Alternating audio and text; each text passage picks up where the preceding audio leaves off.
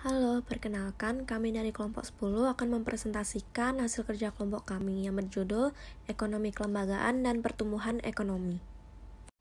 Adapun anggota dari kelompok 10 yang pertama ada Dayananda Putri Natasha dengan NIM akhir 122 absen 19 dan yang kedua yaitu Elvira Nurdamayanti dengan NIM akhir 124 absen 20.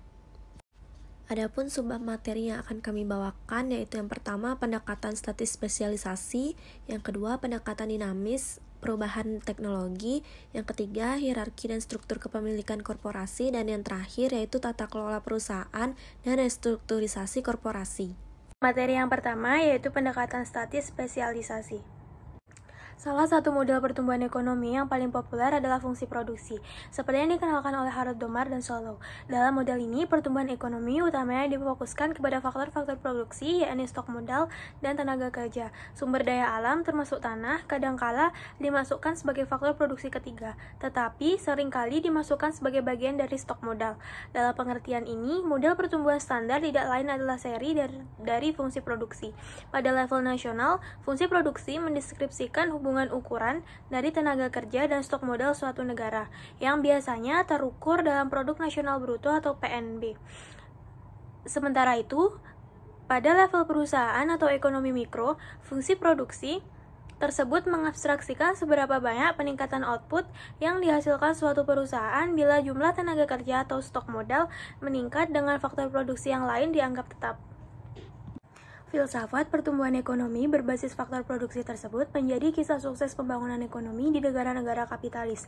Sejak awal, negara-negara kapitalis tersebut telah mengakumulasi stok modal sehingga memudahkan proses menciptakan proses produksi lewat investasi. Sebaliknya, di negara berkembang, akibat kelangkaan tabungan, proses investasi berjalan sangat lambat. Pada akhirnya, antara tingkat tabungan dan keinginan investasi terdapat jurang yang sangat lebar. Untuk mengatasi persoalan tersebut, biasanya ada dua cara yang dilakukan oleh negara berkembang, yaitu yang pertama, mengundang investor asing atau penanaman modal asing atau PMA, baik langsung maupun portofolio, atau yang kedua adalah meminta bantuan atau utang luar negeri. Dengan adanya PMA, berarti membuka investasi dan sekaligus menyerap tenaga kerja sebagai instrumen utang luar digunakan untuk membuka investasi baru atau setidaknya dipakai untuk membangun infrastruktur ekonomi agar pihak swasta tertarik melakukan investasi. Pada gambar 10.1, kurva kemungkinan produksi bisa diandaikan suatu negara hanya memproduksi dua barang, yaitu X dan Y, yang ditunjukkan pada sumbu vertikal dan horizontal.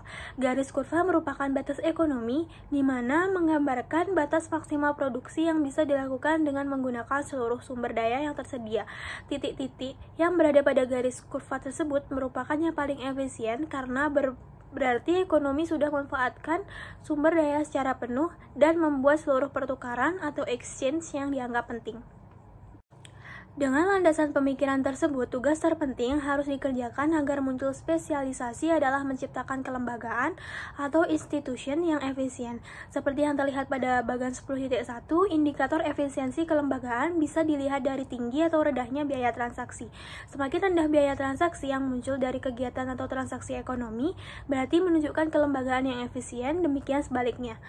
Peran dari kelembagaan informal seperti agama, keyakinan, budaya, dan kode of conduct untuk turut mendorong efisiensi dan produktivitas kegiatan ekonomi. Kelembagaan informal yang kuat dan baik seperti menghargai waktu, disiplin, kerja keras, dan jujur diyakini akan mempengaruhi tingkat produktivitas. Sebaliknya, di negara-negara yang penduduknya tidak disiplin dan kurang menghargai waktu, dipastikan juga berimplikasi terganggunya kegiatan ekonomi sehingga produktivitas rendah. Materi yang kedua yaitu pendekatan dinamis perubahan teknologi. Saat ini bisa dikatakan hampir sebagian besar masivitas produksi, barang dan jasa justru dipicu oleh inovasi dan perubahan teknologi. Oleh karena itu, sekarang teknologi tidak lagi dianggap sebagai variabel eksogen dalam proses produksi, melainkan dimasukkan sebagai variabel inti dari fungsi produksi sejajar dengan modal atau kapital, tenaga kerja, dan tanah. Proses pertumbuhan ekonomi dalam pengertian dinamika endogen, yakni dengan memasukkan inovasi dan perubahan teknologi sebagai variabel endogen yang berkembang dinamis. Itulah yang kemudian populer disebut sebagai teori pertumbuhan baru Dan dengan dasar ini, model pertumbuhan dinamis mencoba mendesain model pertumbuhan yang bisa menangkap peran ilmu pengetahuan dan ide-ide untuk mempercepat inovasi dan perubahan teknologi. Seperti yang terlihat dalam gambar 10.2, yaitu kurva kemungkinan produksi. Dengan kuantitas input yang tetap atau konstan, perekonomian dapat bergerak melewati batas kurva atau frontier hanya dengan jalan peningkatan teknologi. Dengan perbaikan teknologi, garis frontier akan berpindah keluar atau garis putus-putus sehingga masyarakat dapat memproduksi dan mengonsumsi barang atau jasa lebih banyak dibandingkan sebelumnya. Persoalannya, bagaimana teknologi bisa ditingkatkan dari waktu ke waktu?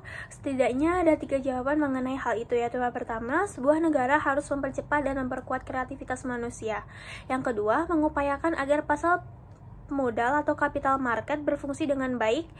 Dan yang ketiga adalah menciptakan lingkungan yang kompetitif sehingga bisa menekan korporasi untuk secara terus-menerus memperbaiki produk-produknya atau sanggup mengambil resiko. Sehingga operasional fungsi kelembagaan dalam pendekatan dinamis ini agak berbeda dengan kasus pertumbuhan statis. Kelembagaan atau aturan main dalam pendekatan dinamis diharapkan bisa mengubah perilaku organisasi, khususnya pada level perusahaan. Ilustrasi yang sederhana bisa digambarkan sebagai berikut, yaitu setiap perusahaan selalu berorientasi kepada profit. Sedangkan profit itu sendiri bisa dicapai oleh beragam cara. Perusahaan bisa memperoleh dengan jalan, misalnya melobi kepada pemerintah agar memperoleh kuota impor, hak monopoli, lisensi, tata niaga, dan lain sebagainya. Dengan hak keistimewaan tersebut, dengan mudah korporasi memperoleh keuntungan. Tetapi perusahaan juga bisa memperoleh laba dengan cara lain seperti melalui perubahan dan peningkatan teknologi sehingga produk yang dihasilkan kompetitif di pasar. Perubahan seperti ini dalam jangka panjang justru akan bertahan karena kemampuannya untuk terus melakukan pembaruan produk lewat perubahan dan adaptasi teknologi baru. Mekanisme terakhir inilah yang disebut sebagai creative destruction dan menjadi sumber pertumbuhan ekonomi yang abadi. Dalam pengertian ini, seperti yang terlihat dalam bagian 10.2, peran terpenting dari kelembagaan adalah mendesain aturan yang membuat perusahaan mempunyai insentif untuk melakukan proses perusahaan kreatif, yang pada akhirnya berimplikasi kepada penemuan teknologi baru dan memicu pertumbuhan ekonomi. Hal lain yang bisa dilakukan oleh negara berkembang adalah membenahi sektor pendidikan. Pendidikan merupakan elemen kunci bagi percepatan pengembangan teknologi. Ada 2 aspek yang bisa dikerjakan pemerintah pada sektor pendidikan, yaitu yang pertama, memberikan kebebasan akademik yang luas sehingga manusia yang bekerja di sektor pendidikan memiliki ruang dan keberanian untuk melakukan eksperimen baru, termasuk penelitian terhadap isu-isu tertentu yang dianggap sensitif oleh pemerintah. Dan yang kedua, meningkatkan anggaran sektor publik sehingga kesempatan penduduk memperoleh akses terhadap pendidikan semakin besar.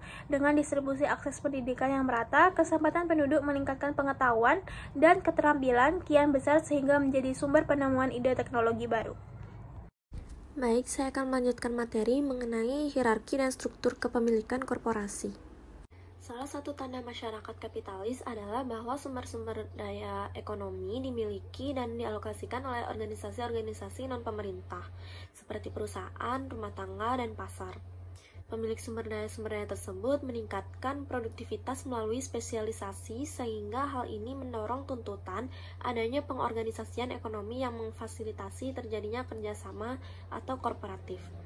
Dalam posisi seperti ini adalah hal yang normal apabila perusahaan dilihat sebagai entitas yang memiliki kekuatan, menempatkan isu-isu strategis semacam otoritas atau tindakan disipliner yang superior yang dapat dilakukan di pasar.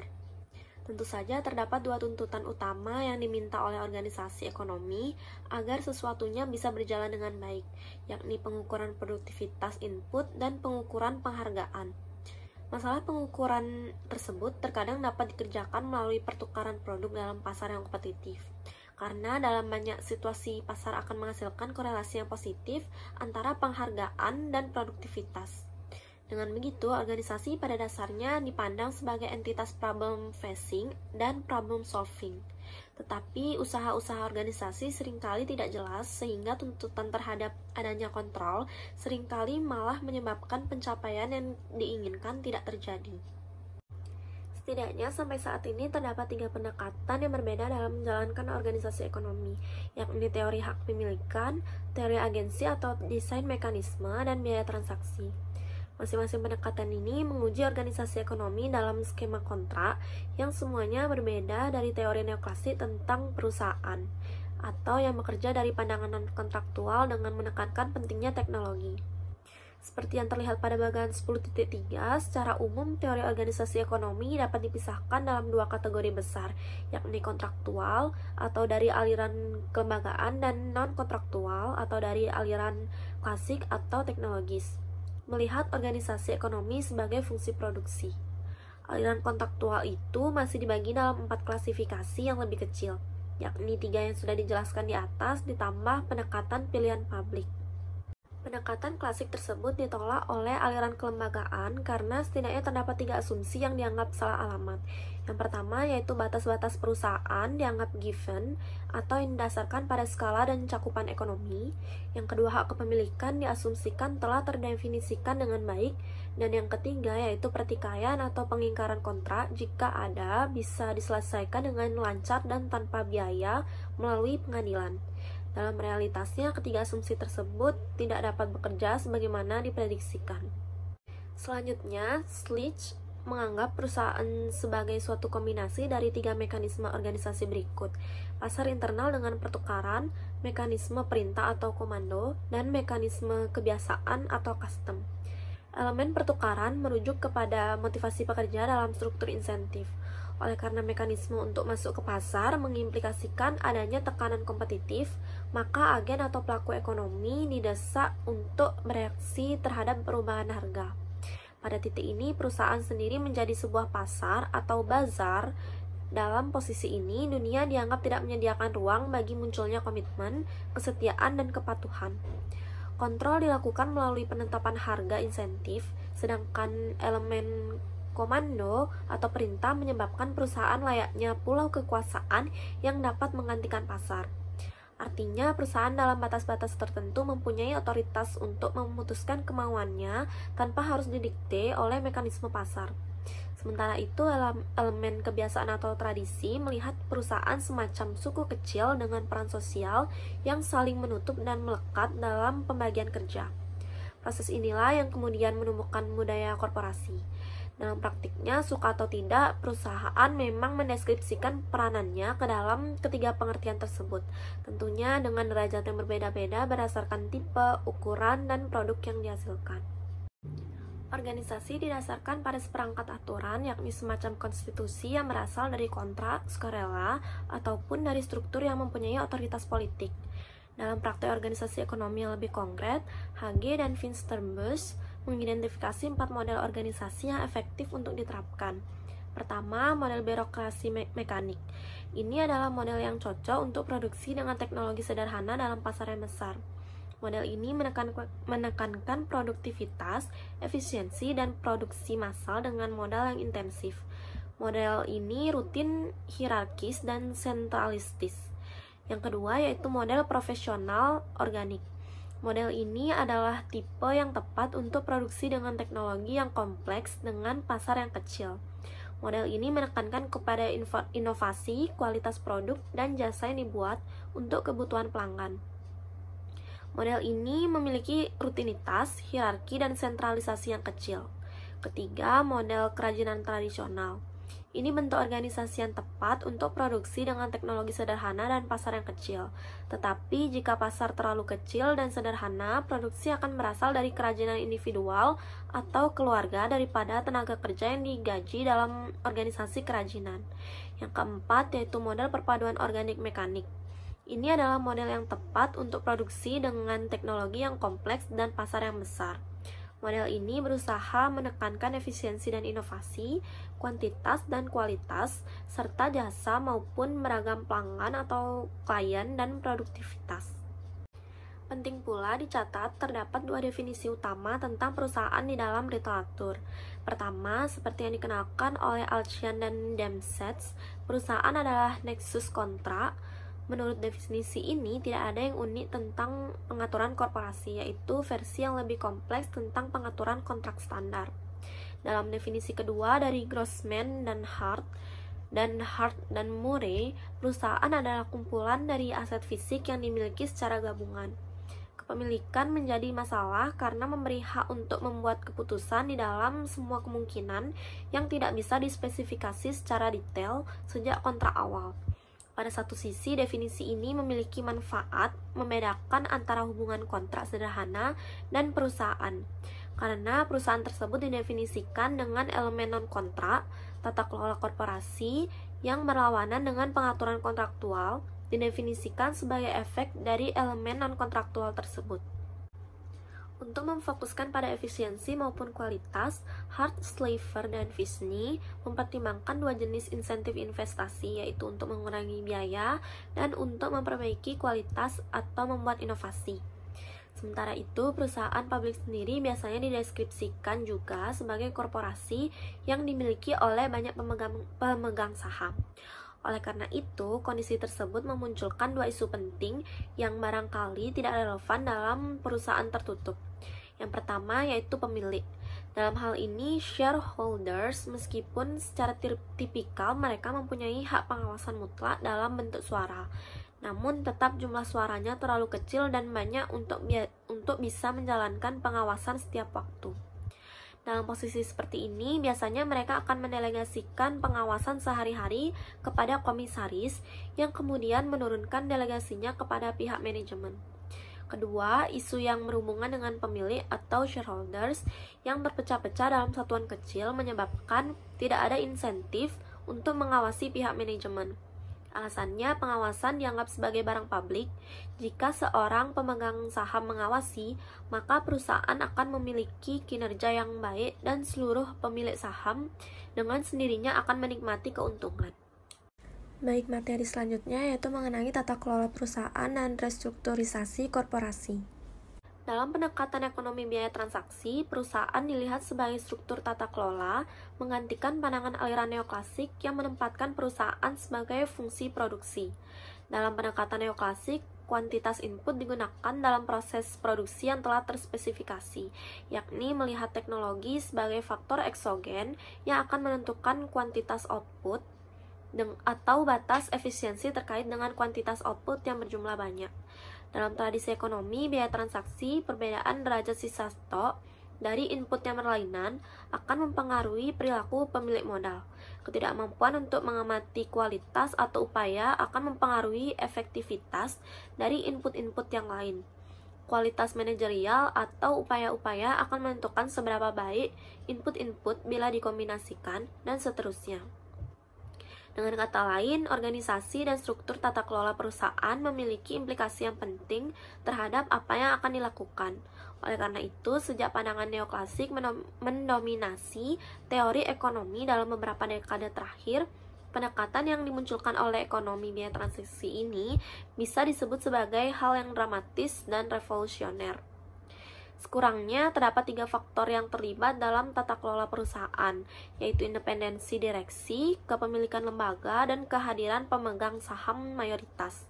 Ketiga faktor itu dilihat sebagai variabel kunci yang akan mempengaruhi implementasi tata kelola korporasi. Independensi yang lebih besar, kepemilikan lembaga yang terbatas, dan pemegang saham yang tersebar diandaikan sebagai syarat bagi berjalannya tata kelola yang baik. Di dalam konteks tata kelola korporasi, salah satu isu penting adalah mekanisme untuk mengontrol manajemen. Ada beberapa mekanisme untuk mengontrol manajemen yang terdapat dalam tata kelola korporasi.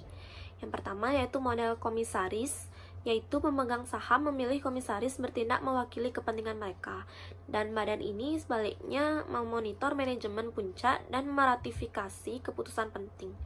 Yang kedua yaitu model perjuangan perwakilan, yang tentu saja jika kinerja anggota komisaris cukup buruk, maka pemegang saham dapat menggantinya.